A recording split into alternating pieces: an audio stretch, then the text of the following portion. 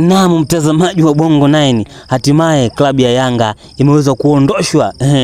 Klabu ya Yanga imeweza kunyofolewa kwenye mashindano ya CAF Champions League ya msimu huu. Ni mara baada ya game mbili kuweza kumalizika, game ya kule Misri ambayo imeisha 0-0 na game ya hapa Tanzania Zanzibar ambayo kule uwanja wa Amani Complex imeweza kuisha kwa Yanga kuibuka na ushindi wa magoli 3-0. Lakini hata Yanga wangeibuka na ushindi wa magoli 100-0 kama FAR Rabat asingefungwa na Al Ahly, basi hawezi kupita wala hawezi kwenda kokote.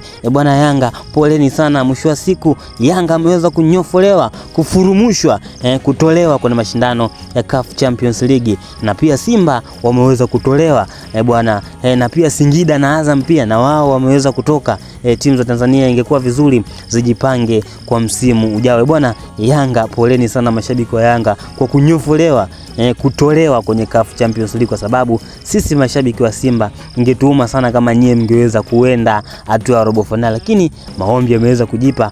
Bwana Yanga wameweza kufurumushwa, kunyofolewa, japokuwa wameweza kushinda magoli 3-0 mbele ya JC Kabylie, timu kibonda kabisa, timu wiki katika kundi, lakini mwisho wa siku Yanga, poleni sana, rest in peace Yanga. Yanga wameweza kunyofolewa, kutoka.